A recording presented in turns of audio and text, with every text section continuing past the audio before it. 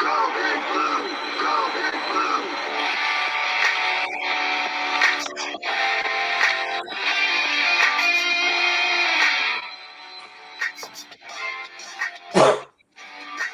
Go Big Blue! Go Giants! Go Big Blue! New York Giants! God, it's great to be a Cowboy, isn't it? This is how we do stuff. This is the Cowboy. We're trying to do something. Really, it's time to leave the football team. It's time. It's your time. It's our time right now. It's our time right now. It's our time right now. It's our time right now. He was a Giant, and he was a Cowboy. Now these two former rivals have joined forces to bring you the most insightful, perceptive, and controversial sports talk podcast in America. Former Dallas Cowboys defensive end Jim Jeffcoat locks horns with former New York Giants wide receiver Byron Williams. And now, here's Byron Williams and Jim Jeffcoat.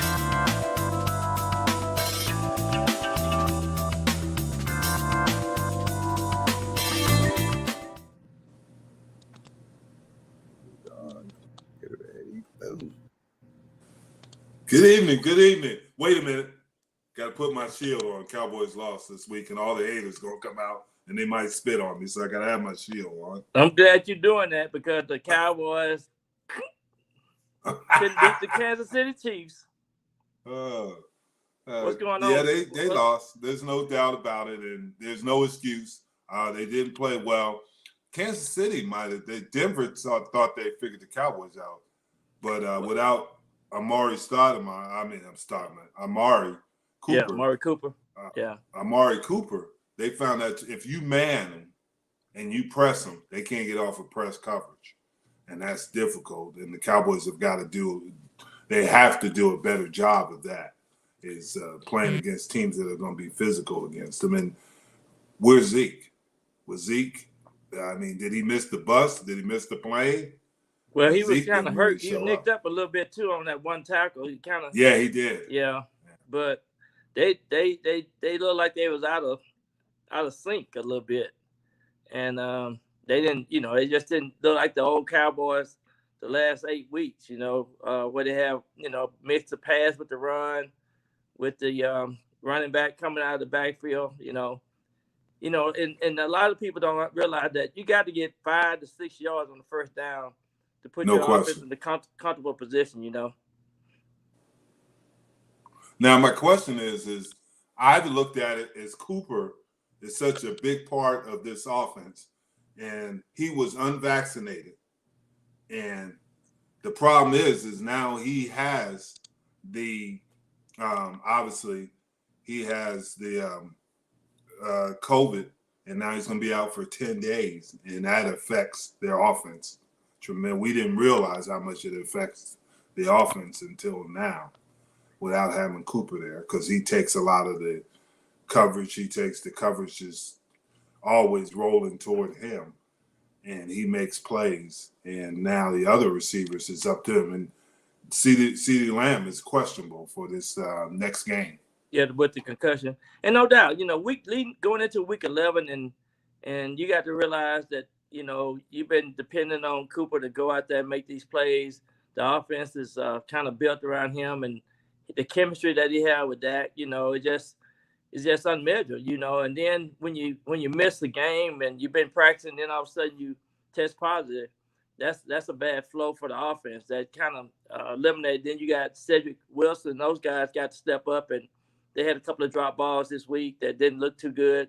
Because it's just the timing of everything, and then they got another short week this week, So yes, it's one of those things to where you put your team in a tight spot to where we depending on you. You're a professional. You're getting paid all these millions. You got to be consistently ready to go out there and make sure that your team can depend on you, especially the second half. This is the second half, and this is the most critical part of the run. Yeah. And then we'll get back to them, the Cowboys and the little Giants and everything. We'll get back to them. What you mean, later. the little Giants? Don't be hating. we cleaning house up there in New York too. So yeah, I know you clean the house, but we got to do better. But let's talk about some of these other games. Yeah. The Buffalo Bills against the Indianapolis Colts. Wow. Jonathan Taylor, 5 touchdowns. He been a spark plug. And, old football terminology and old saying say, if you can run that ball and control the game, you're gonna win. You're gonna win the majority of your games. And that's what the Colts are doing now. They are running the ball. The offensive line is making good blocks, and the timing of everything. Carson Wentz is going in there and taking control and playing consistently and across the board. So the defense always have been very very good, and so they I couldn't imagine them going up to Buffalo and controlling that game the way they did, and plus the coach is dynamic, and so I just think they got a lot of good things going. The timing is perfect. Yeah, I would agree with you. The problems that Buffalo have had this year are teams that can run the ball. Other than Jacksonville, and that was what a 9-6 or 12-9 game. 9-6 Jaguars.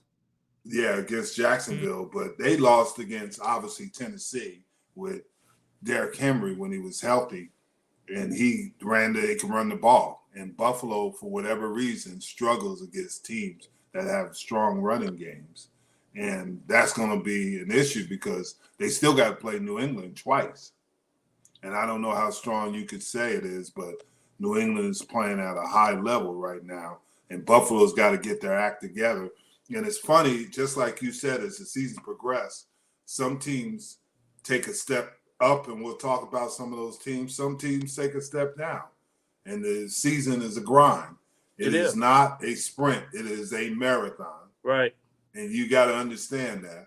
And you got to get over those low points to get to those high points. And the good thing, if you can win 5 or 6 games in a row, you get the momentum going, and that's what the Patriots have done. They really completely turned their season around. And Coach Belichick he know how to mix that magic together. And they rookie quarterback is playing good, consistent, don't make no mistakes, good, consistent football. Exactly. Yeah. Exactly. Play just like you said you guys did in the 80s is play good defense and control the ball. Right. And you really shorten the game that way. You shorten the game, and it limits the possessions of the other team. And and you guys were so great on defense that you could do that. Right. You could do that. You can limit their possessions.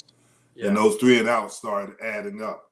Another one is I was gonna say 25-0. The Falcons didn't score a point on, and so the Patriots defense is playing really lights out as well. The linebackers are running good. I mean, they playing good football. Yeah, they're playing that kind of football that they like to play. Mm-hmm. Another game that was pretty interesting, I thought, and I picked the Vikings to beat the Packers. You picked the Vikings? Yeah, sure I picked the Vikings. Okay. Why did I? I'll have to go back and see if I can get the recording because I don't know if you picked. You can see the recording. You talking about Aaron Rodgers, I think. Well, no, I was thinking the Vikings is Kirk Cousins is actually playing pretty well. Yeah. If you think about it, and they've been in every game, and they lose it in the last seconds, so they were due. Due. And Aaron Rodgers struggled against Seattle, and Seattle's not very good this year. Yeah. And now he has, I don't know what they're calling it. Some people are calling it COVID toe. Other people are calling it turf toe. He says it's a fractured toe, and it's affecting his play. And that's the thing with Aaron Rodgers. But as Aaron Rodgers goes, so does the Green Bay Packers. I think they had an offensive lineman to get hurt this week too. One of their best offensive linemen to get hurt, and so Kirk Cousins them they turning the tide around. They kind of got the steering wheel. And then you got to remember that Zimmer and that staff, their backs are against the wall. They got to win, and I took that into consideration when I said that. Is that their backs against the wall. They don't have a choice but to win, or they're going to be gone. Yeah. They're going to go on. They got to make it to the playoffs. And that division is really still up. I don't think Green Bay at this point is going to run away with it unless Rodgers can find a way to get healthy quick. Because, like I said, the Packers are really good, but we all know that the Packers can only go so far with Aaron Rodgers. Yeah, if he's not there, they're not going to be able to win the games. That's for exactly. Sure. We found that out. Exactly. Yeah. Exactly. Love is not ready, and they defense play is suspect. You know, people can score on them, and you know, Vikings put up 34 points this past weekend. So yeah. So you know, and then the thing is, I'm not a Kirk Cousins fan, but I have to respect him because he is playing well this year. Yeah, and his efficiency is really good. Absolutely. The next game we're going to talk about is the Tennessee Titans against the Houston Texans. I can't believe the score. I saw the score. It was like 12-0 or 14-0 the first half or something. I couldn't even believe it. I had to bat my eyes a couple of times to say, is that the Tennessee Titans? And they was at home. Yeah. Oh, no, they were. I think they were in Houston. They was in Houston? I thought they was at home. I think they were in Houston. But the thing is that is it Tyrod Taylor? Yeah. He's back. Yeah. He's back. And he did look pretty good. But the Titans seem to play down to their competition. They start, and when they play big-time teams like Buffalo or supposedly big-time teams, Buffalo and, you know, Indianapolis, they're going to beat them up. But then they get to the New York Jets and obviously the Tennessee, Houston Texans, and they play down to that level. They had 5 turnovers. Well, you know, they released Adrian Peterson. Yeah, they did. And so he only had, I think he had like 3 yards or something. And so the Tennessee Titans going to New England this week. That'll be an interesting game. And they'll probably play well. It's because it seems like the tougher teams, they play well. The inferior teams, that's when they struggle. So that's going to be an interesting game. Yeah, I'm trying to think. I think Tennessee was at home, though. I'm really. They could have been. I might be wrong.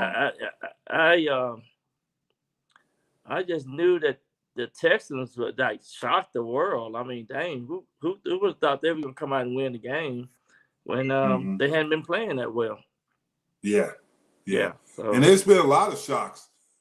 The Philadelphia Eagles beating the Saints 40-29. Now, I'm not making any excuses for the Saints. Yeah, you are. They did have 7 starters out with various things.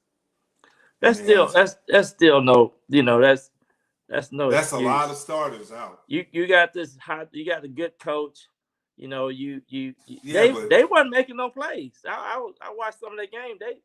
They looked like they were just out there going through the motion. Yeah, but you got Kamara out. Everybody's hurt, and that's true. Everybody's hurt. Everybody on the team probably be a professional athlete too. So yeah, but it's a little different. You know, in the NFL, those injuries are starting to mount for the Saints, and everybody's hurt. Kamara's out. You know, they got Michael Thomas won't be back. He's out for the year. Obviously, Jameson Winston's out for the year. And they had him in. Simeon at the end was making plays, but when the game was even, he doesn't. But I'm just saying, but again, their defense been playing good. How do the Eagles get 40 points? but I'm not making excuses for the Saints, but I'm telling you, Jalen Hurts is playing at a different level now. He's getting better. And at this part of the season, the Eagles are getting healthy. Well, you know what we did? You know what we did for Jalen? We sent him some water for Houston, give him some of that home cooking water that he Chandler View water. And Chandler View, he's turning up. He turned up to play. He turned it up. See, a lot of people don't know we got water down here in Texas that turn you up. Yeah, and Sanders, running back, they can run the ball now. Yeah. And Devontae Smith is going to be a star in this league. Absolutely, he's definitely in that category as one who can. Yeah, he can put on a little bit more weight. He's like Anthony Carter back in the day when he first got into the league, and Yes. He got a lot of similarities, and he's a great route runner. Don't drop no ball. Real consistent, and can go over the middle, go deep. He just runs great precise routes. No question, and he's getting better every week. Yeah. I mean, that's why he won a Heisman Trophy. Yep. He knew he wasn't just going to be a flash in the pan, and that's why Jalen Hurts won a national championship when he was at Alabama. These guys are not just guys; they're very good players, and they know how to win games. Absolutely. And Philly keeps going this direction, Dallas better not lose anymore in the games. They're 2 games up. And absolutely. They got to win this one against Oakland. Dallas better wake up. These Thanksgiving weekend, these short weeks, they better they better make sure their players get vaccinated. Yeah. Like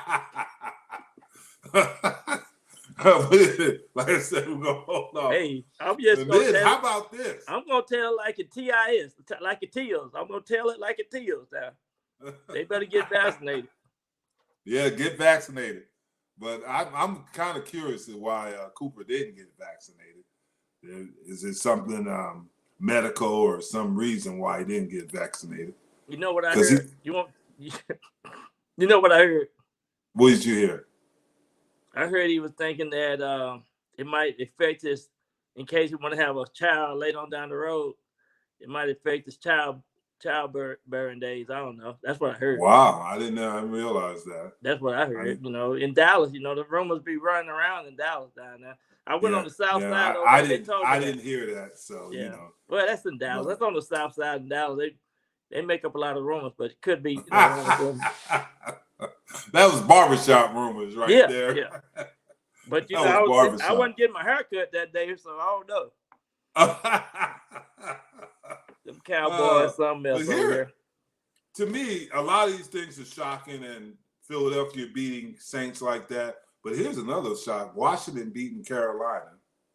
Yeah, and it was that. I mean, that kind of shocked me because I thought they were talking about the coach versus Cam Newton, and really Washington, man, they came off a little momentum run the week before with the Bucks, Tampa Bay. Yep. And so they came back in there and focused, and the they've been playing some good football. The Washington team has. Yeah, they have. They're starting to play a little better. And yeah. They're starting to make there, and they still got injuries, which is kind of interesting. Montez Sweat's out for the year. Chase Young's out for the year. Yeah. But they're still playing, and they're playing hard on defense and on offense with Heineke as the quarterback. They're making just enough plays. It's going to be interesting when they go against more explosive offenses and how they react to it, because they still got Dallas twice. Yeah. Yeah, and he was fired up. He was fired up. Heineken was fired up when he threw a couple of them touchdowns in that real tight, and he seemed like he started playing with a little confidence in that game. Yeah. He's getting some experience and he's playing. I still don't think he's the answer. No, but I think that he is playing well, and they're playing well. You got to give him credit. The NFC East, Washington, and Philadelphia are playing well at this point. And like I said, Dallas only has a 2-game lead. They better not let that slip away. This game now becomes very important. And the Eagles told me that the Giants gonna beat the Cowboys when they come up to the Giants up to the Meadowlands. So we know that the Cowboys probably won't win that game when they go up to the MetLife. Well, I think the Giants should be worried about the Eagles right now. Yeah, they play them this week. Yeah. And if they're looking to the Cowboys, then they got problems. The Giants got more problems. No, we gonna try to put a hurting on these Eagles this week. You were guaranteeing that the Giants were gonna beat the Eagles. Yeah, I'm guaranteeing it now. Yeah. Because we I want all our fans out there to know that you said you guaranteed it. And when next week I'm gonna ask you what happened. Okay. All right. Definitely guaranteed. It is there. Now let's get back to the Cowboys. Wow. I don't know what to say. The defense played well enough to win. Micah Parsons, especially. Oh man, he looked great. And I think they were even in turnovers. I don't know what's going on with the offense. I like you said, Zeke Elliott got that injury. It looks like, and they say he has a knee injury. CeeDee Lamb with the concussion. Right. But I thought the offensive line, Chris Jones, overpowered the offensive line and Frank Clark. And that was my opinion of it. He made the Pro Bowl on the Dallas Cowboys offensive lineman. He made them look pretty bad. But here's the thing I think would happen. This is just my opinion, being in the NFL for so long. Chris Jones and Dak Prescott went to Mississippi State together. Right. Chris liked this girl down there, and she liked Dak. Okay. And Chris was upset. So during practice, he can't hit Dak, obviously, in college. Well, this was his opportunity to get back at him. Well, he had a good game. He showed Dak and that girl that he mean business. That's exactly right. So that's what happened. Yeah. Because he was disruptive. Zach Martin normally doesn't get beat, and he couldn't block Chris Jones. Yeah, he could not block Chris Jones. Some games, you just unstoppable. It's your day. Yeah. Just like Michael Parsons was literally unstoppable that day. And he was the reason why they only scored 19 points. Michael, man, he disrupted. He was in there a lot, man. He's gonna be definitely the rookie defensive player of the year. And you can just expect some exciting things from this young man. Yeah, you can. And then you look at what happened with obviously some of the things that were going on, but the people don't realize that Mahomes didn't score a touchdown. Isn't that unusual? They didn't do that much. They didn't. They did enough to win. 19 and they did points? enough to win. And Dallas did enough on offense to help them win. Yeah. And the week before they scored 41 against the Raiders, I think, but they didn't look. I mean, they weren't lights out. Yeah. And Dallas has got the Raiders this week. They got the Raiders tomorrow. Yeah, so they the got Raiders, them Thursday. You don't know what they're gonna bring to the table. You never know. Yeah, so you never know. We'll see. Yeah. Now let's talk about those New York Football Giants. Well, we got rid of one of the coaches from that you know real well. Jason played for the Giants too now. Yeah, that's right. He's a Giant guy.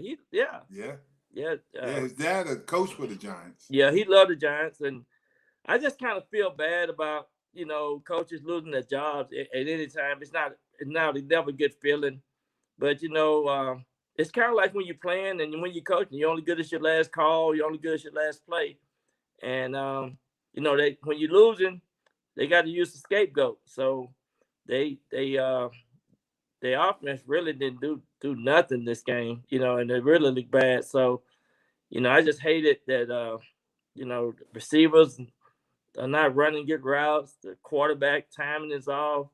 They're throwing interception to the defensive linemen. I mean, the line, the line was just excited about that one catch that they scored they scored that left tackle special play.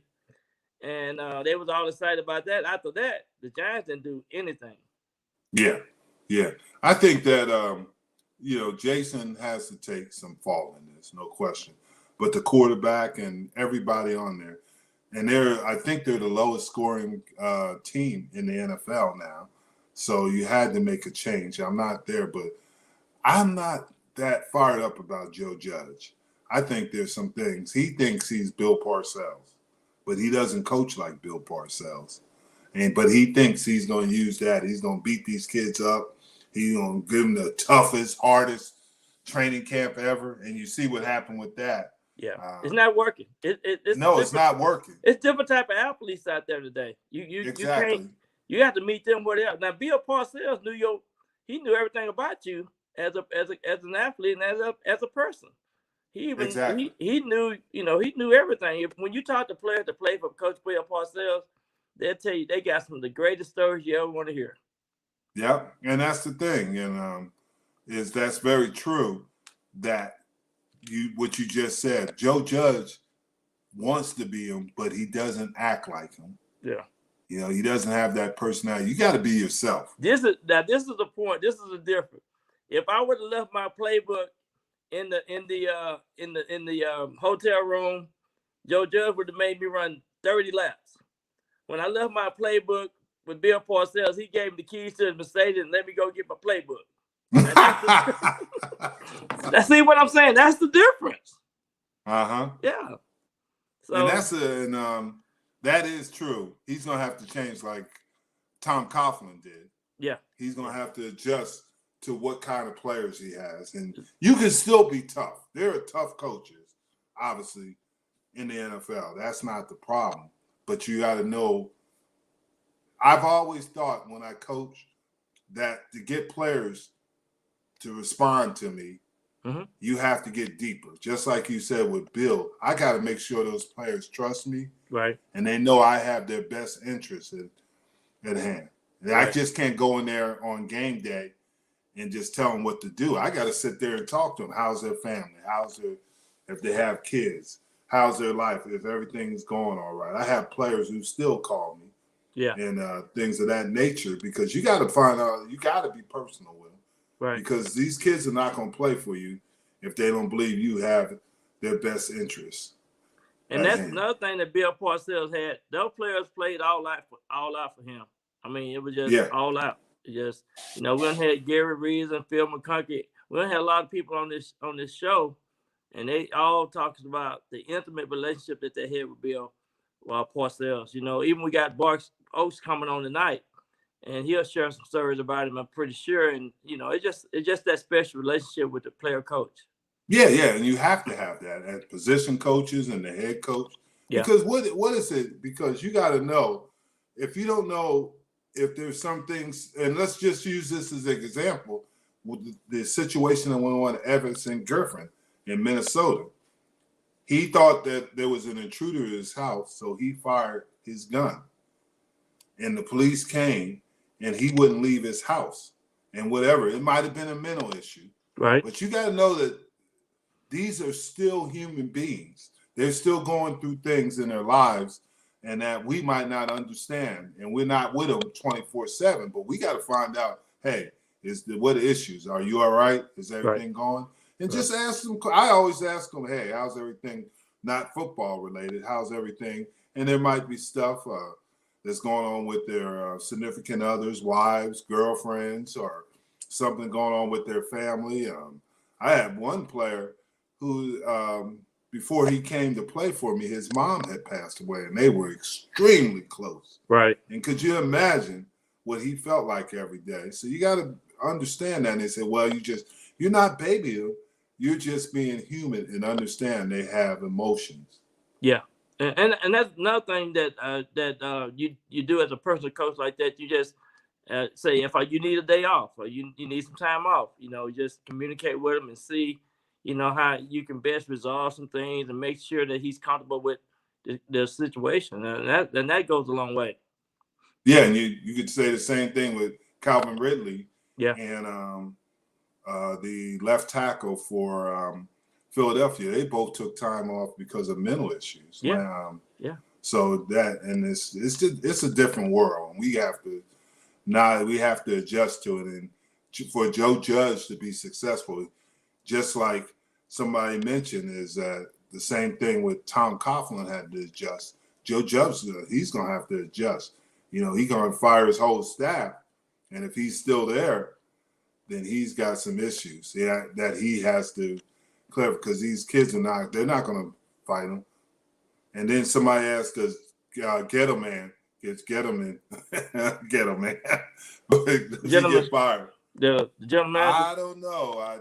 They was calling for him. They was calling for his head earlier this year. Yeah, they were. And so I'm thinking that he's in the hot seat for sure. Yeah. Oh, yeah. All are in the hot seat. Yeah. Anytime you're losing, you're in the hot seat. You know that from being around this game for so long. Anytime you're losing. So I think he is in the hot seat. Well, one of the things that you know from when you lose, they gonna get ready to clean house, so they'll step away. They might be a week or two away from themselves from getting up out of there. Yeah, and I was just reading an article where the McCaskey from Chicago said that's not true about Nagy getting fired after the Thanksgiving game. But it might not be this week. They've never fired a coach. Chicago Bears have never fired a coach. Well, I tell you what, he better win against Detroit. Yes, but Detroit Chicago's never fired a coach during the season. Yeah, and I don't think they're going to do it now after the season. They are, but I think and here somebody asked, isn't it bad for teams to keep changing head coaches? I agree with that. I think. But here's so the thing: I think college is different these days because you have that early signing period. But in the NFL, you don't have an early signing period, so you don't need to fire a coach mid-season. I think if you do, I think the NFL needs to start making sure they commit to these guys 3 to 5 years, and say, hey, this is what we need here in this organization. And these guys, most of the guys who coach in the National Football League, got all kind of expertise about coaching, been around coaching all their life. So, you know, when you make these decisions, you got to be, give them a chance, give them a shot. I mean, you don't want nobody to keep looking over their shoulder and say, oh man, if we lose this game, I might be gone. So, you know, you just don't want that. Yeah. That's true. But you look at the most successful coaches in the NFL, obviously Belichick. Yeah. There's no question. Tomlinson and Mike Tomlin. Yeah, Mike Tomlin. Pete Carroll, I know he's having a difficult year this year, but normally those coaches have been there for a significant, not, you know, like Carroll and Belichick, who's been there with Tomlin. Yeah. But they've been there more than 3 years to build the program. John Harbaugh, he's been there for quite a while. Yeah. And this is where you build success at, because they go through the learning pains of being a head coach. It is not an easy thing. No. It is not an easy thing to be a head coach in the NFL. It's tough. Because there's a lot of decisions you have to make. You got to work with certain people, your general manager, your scouting department and things, and getting. But you know what, though, Jim? In my personal opinion, I think it's easier to be a coach now in the NFL than it was 20 years ago. Just simply the fact that you keep your players on a part of the team longer. Back in the day, you used to have to release these players, and so you should get a better feel for these players if they fit into the vision of the team. They bring enough talent to the equation, because they cut these guys at the very end. I mean, you got the practice roster now. You used to have the practice roster, so you can really get a better feel for the talent level that they have versus 20 years ago, where you had to cut them and let them go. Yeah, but here's the problem you have. I'm listening to you, but my argument is that, first of all, you don't have as many preseason games. Yeah, you don't have but 3 versus 4, but yeah. Yeah, but here's the thing, is that, remember when we came in the league, they had 6. And this time, as you get to see players develop and you get a better feel for them, now you're taking a guy, say Leon Lett I'm just using him as an example, was a 7th round pick. Is he going to get as many opportunities as, say, let's use I don't know who I could use as an example, but he's not going to get as many opportunities as a 3rd round pick or 2nd round pick or a 1st round pick. And you might have missed out on a great player there. And that's all I'm saying is that because of the shortened preseason and because of you might put this on practice squad, but somebody might have known this kid was good and you might lose him. So, and then somebody asked, isn't it position coaches really the ones responsible for players' performance? Yes. Well, they part of the responsibility. Then you have your scouting department, because the scouting department is out there taking notes and keeping up with the tabs on what the players are doing and how many drop balls or how many missed tackles and things like that. So and plus you got this footage, you got them on tape, you got a lot more things in place now to make sure that the stats have kept up with, so you know whether or not this guy is bringing legitimate talent to your team. Yeah, but the thing in that question, to answer that question, with position coaches, they have to work within the scheme. Whatever the defensive coordinator or offensive coordinator scheme is, they got to understand the scheme well enough to teach those players how to play. And I've had the opportunity to play in 3-4s and do not play, but coach in 3-4s and coach in 4-3s and playing and then had the opportunity to do those both as a player. And you have to have a coach who can teach you the proper way to play those defenses. And the same thing for offenses, receivers. I remember we had a Rocket on last week, and he was talking about how the coach taught him the steps. You can take so many steps and make your cuts and things of that.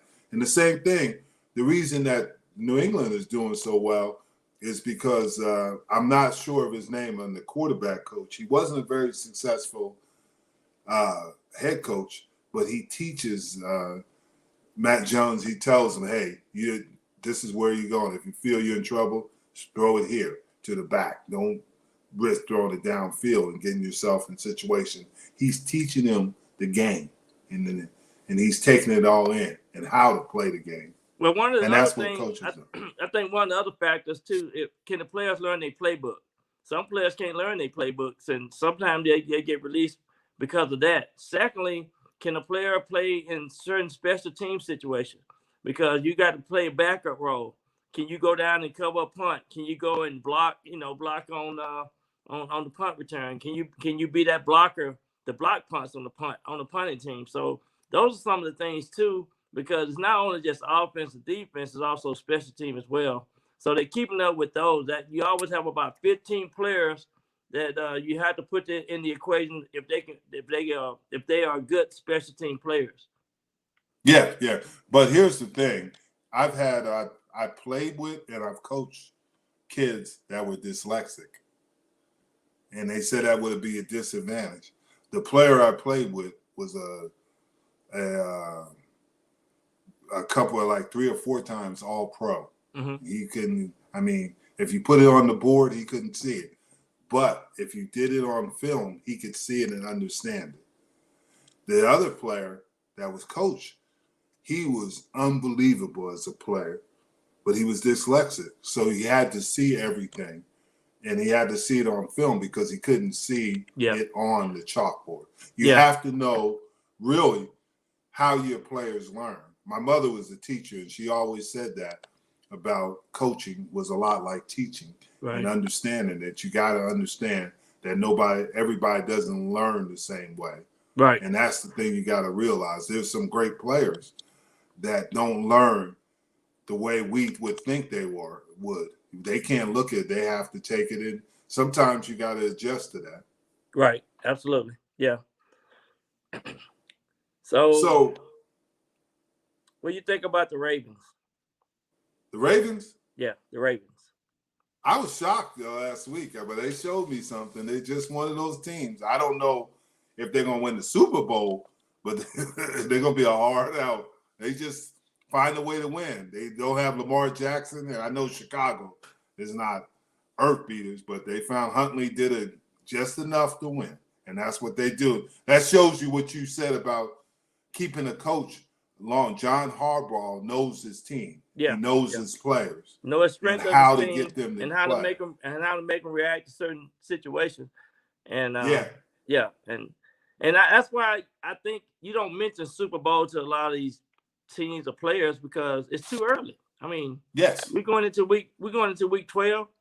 It's 18 weeks, and it's really a lot of 5 losses, 6 losses games out there, and one of the teams that looking pretty good, I think, is not by far is the Patriots. For the things that they're doing, and the way they're turn around. And then you don't know what you're gonna get with the Bengals. You got the Chargers. You got a couple of teams out there that you don't know what you're gonna get with those teams. And this is a unique situation. You talk about the Patriots, but for the whole NFL, because usually by this time teams would start separating themselves. But that's not happening this year. There are a few. New England is playing well. Dallas was playing well, but now there's question marks. They were up 3 games. Now they're only up 2. Philadelphia is surging. Washington is surging. They got to play Philadelphia again and Philly. They got to play Washington both home and away. They got to play the Giants. They get a break. They play New Orleans this a week at Thursday. They don't get that whole week off. They only get to Thursday to play them. And this is what's happening with the league as a whole. Some teams are starting to make that run, and some teams are kind of stuck in neutral, and they got to get out of that position. Fortunately for the Dallas Cowboys, is Tyron Smith will be back this week. DeMarcus Lawrence will be back the following week. I don't know when Randy Gregory is, and if Amari Cooper's not worrying about having babies, he might be back in a couple. I hate I said that, but hey, I'm just saying what I heard over there in South Dallas. But that's okay. Barbershop talk. You were at the barbershop. If I had hair, I'd probably been there hear the same things. Yeah. But yeah, I mean, you know, short week for some of those teams. Short week for the Bears, Detroit, the Raiders, the Cowboys, the Buffalo Bills, and the New Orleans Saints. Short week. You know, these Thanksgiving Turkey Day teams, and gonna be some fun football. It's gonna be an interesting week, so we'll see. Yeah, it is. Yeah, it is. The question I had to ask was the Raiders. For when the Raiders, like you did say, when they all the things happened with John Gruden, they played well for a couple of weeks. Now it seems like they came back to earth, and they're struggling. It's gonna be interesting because the Cowboys are only 1-2 against the AFC West. Yeah. They've lost to Denver. They've lost to Kansas City. And they beat LA Chargers. They beat them. Now they can only be 2-2, a 500 record against the AFC West. So you're saying that they're going to beat the Raiders? Yes, I'm saying they're going to beat the Raiders because it's in Dallas. And they got to do something. And Zeke didn't really run on Saturday. I think he had like 8 carries on Sunday, so he should be fresh. Somebody asked about Detroit playing on Turkey Day. You know the reason why they playing on Turkey Day? You know what? One of the reasons why? Yeah. Because they had an indoor stadium back in the day when they first started it, and they Silverdome. They had Billy Sims. They had some pretty good players that was named, and so they granted them that Turkey Day along with the Cowboys. Yeah, and I don't have a problem with Detroit playing on Turkey Day. I know that a friend of mine who is frequent to this show does have a problem with it, but hey, he wants to take away all the tradition. We got to have some tradition. I mean, they've taken everything else away from football. We got to have that, at least that tradition. Another thing too, you know, we done create this deal where we playing Sunday, Monday, and Thursday. Well, we used to play as many games on Thursday. We just play that Turkey Day game on Thursday. But now, you know, you got these new TV deals coming out, and they have to spread the wealth around with CBS, Fox, and Amazon, all these different networking. Yeah. So you're going to see more creation on how players got to make these adjustments and, you know, have 2 days, 3 days between these game times. Yeah. Yeah. Now, on that note, how do you feel about the game between the Bears and the Lions? Do you think the Bears are going to be able to beat the Lions, or do you think this is going to be finally the Lions' first win? Because they haven't won. They tied, but they haven't won. Well, rumors are kind of like what's happened up in New York with the Giants. For us, the coaching staff, this is one of those games that they must win. And if Detroit sneak up on the Bears this week, it might be some house cleaning duties in there. Somebody might be getting a telephone call. I hope it's not the situation where they getting on the plane and tell them, "Hey, man, don't worry about it. You can get a commercial flight." because you ain't getting on this plane. The good thing about this game is a real close. It's not the flight is not that long. It's a real close flight. That's bad. That's Hey, bad. Hey, I'm just telling the truth, man. It's all about winning, and the coaches know if you ain't winning, and they got high expectations. You know, they had Justin Field. They was excited. You know, the fans are excited. The fans in Chicago, the fans in New York. I'm telling you, these people love they love these old teams. These teams are old teams. These teams was one of the first teams in the National Football League. Yeah. But here's the thing about Chicago. Let me ask you this question from it. Somebody says Detroit will win tomorrow. I don't think Detroit's going to win. I think Chicago's I'm not betting on Detroit. I'm not going to do that. Yeah. He must have money on the game or something, but he's trying to throw you off, I think. But here's the thing. When is the last great quarterback that Chicago's had? Jim McMahon? Jim McMahon was a good quarterback, but would you consider him a great? He did win a Super Bowl, but what was the big thing on Chicago when it was the 46 defense? Yeah, which you the did. 46 defense. Al Harris. Yeah. So that's the thing is, when did they have a great quarterback? They haven't had a great quarterback. They've had a great running game. Yeah. They've had great defenses, but they've never had a great quarterback at Chicago. Yeah. So if I was them, I'd build it just like the old school, some similar to what New England does. Yeah. Get a quarterback that can manage a game, right? Build your defense, build your offensive line, and build your running game. Because of the weather there too, later in the season, you'll have an advantage on most teams. And you guys played there in some great games in Chicago. It was a great game. In fact, I got my NFL film. I caught one pass for 28 yards, but that field was so hard. It was 46 below the year that they won the Super Bowl. But my point is, you got to get some good.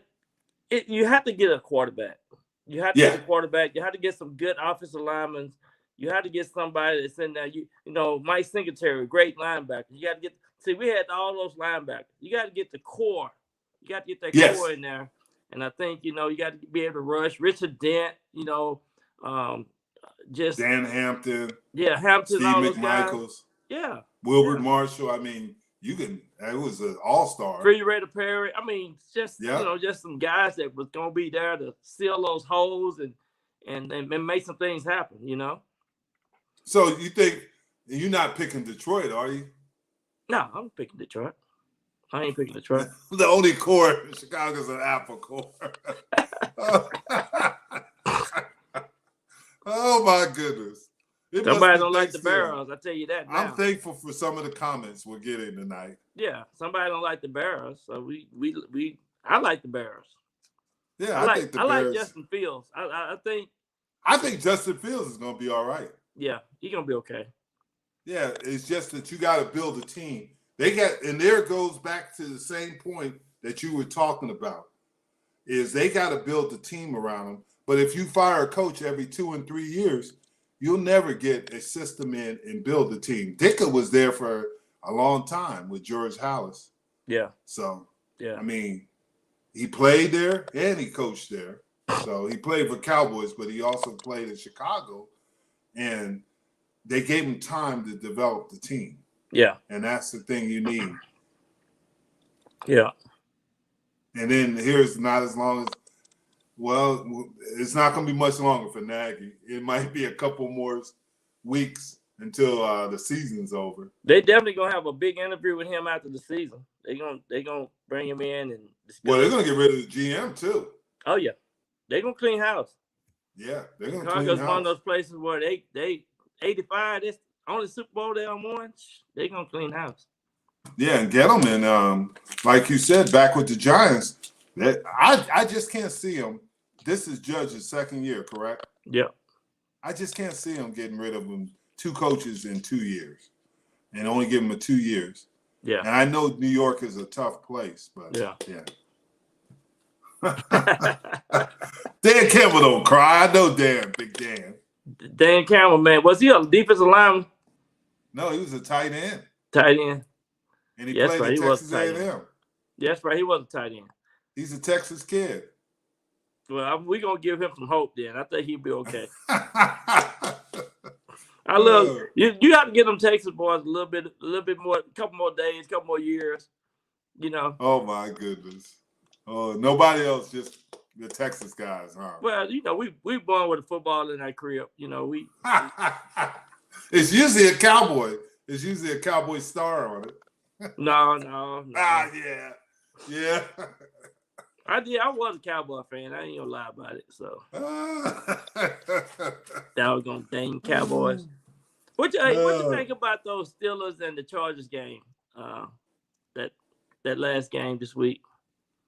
I thought the Chargers were going to win. I picked the Chargers to win, and I thought the Bills. But we got to get to the Chargers.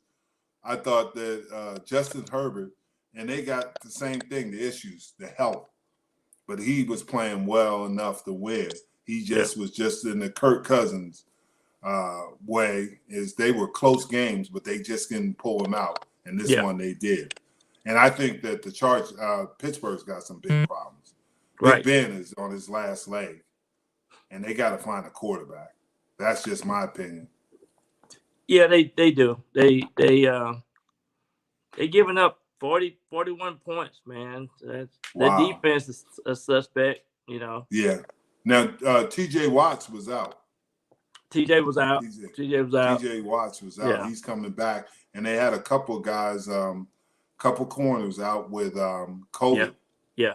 And in their secondary.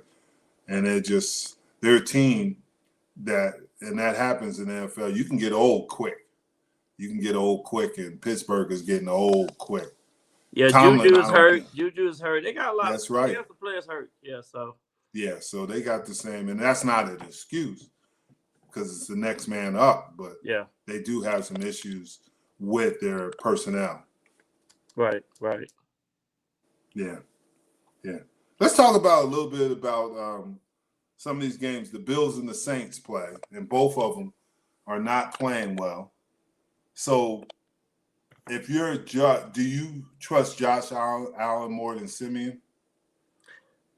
It's kind of. I think you will create a good game plan for both quarterbacks. I think you would create a game plan that suit Simeon, and then you bring in a run type offense. You know that you can have options and you read options. Run pass option, you know, those with Tyson Hill. Yeah, and that's what I think for Jason. Yeah, and I think that's what I would do, and that's what they've been successful doing. You know, they got to be able to control the ball, run downfield, make some big plays here and there, and some of these teams are not using their tight ends. I don't, you know. Yeah. I know their running backs hurt a little bit, but I think too you have to be able to use your personnel better. Yeah. Now, the question I'm going to ask you is that, okay, you got that, but on the other side, New Orleans doesn't have a dynamic running game. And as earlier in the show, I talked about Buffalo struggles against teams that can run the ball. Mark Ingram is a serviceable back, but he's not going to get 100. He's not going to pound you. Yeah. So this is a game that's built for the Bills. Yeah. The Bills should be pretty successful because their defense will look better against not a power back. Right. And Mark Ingram was a power back. That's not what I'm saying, but he's not going to scare you. So my pick is going to be the Bills. I think the Bills are going to win this game on Thursday night. I'm going against you. I think the Saints going to Have you lost your mind? I think the Saints going to wake up. I think they're going to wake up and lose. But hell, the Bills ain't showed me nothing. I was on the bandwagon. You like the Bills anyway because you played for the Bills. That's right. I'm going with the Saints. I'm going with the Bills. How about the Cowboys and the Raiders? The Raiders. Man, That's gonna be a close game. It probably will be. Well, I mean, if the Raiders, hey, I'm telling you, teams coming here fired up against the Cowboys. If it's gonna be a 20-22 game, I'm taking the Raiders. Raiders won't win. The Cowboys will win that one. Cowboys will win it. Hey, it's just Cowboys like, have just only like lost Cowboys one game on at that home. 6-game winning streak, they can go on a 6-game losing streak. Yeah, that's true. But the Cowboys only lost one home game, and that was the Denver. Yeah. Cowboys will be ready. Now, the question is the hard one. You picked Detroit, right, over Chicago. I said Chicago got to win the game. If not, the coach is gonna get cut. He's out of here. So you're going with Chicago. I'm going with Chicago. So who you going with? I'm going with Chicago. Okay. Now, the big question, the $1 million question: who's gonna win between Giants and Philly? I know what you said, but are you certain on that? I think Freddie Kitchen gonna call a great game. He gonna use the personnel a little bit better. So I'm going home team Giants. Do you know that Freddie Kitchens where he came from? Didn't you? Yeah, he was at Alabama, yes. Yeah. But in the NFL, where was he at? Cleveland. In the NFL, huh? He was at Cleveland. Yeah. I know Freddie he was at Kitchens Cleveland. didn't do, huh? I know he was at Cleveland. Freddie Kitchen gonna get kicked out of the kitchen. I'm gonna go with Philadelphia.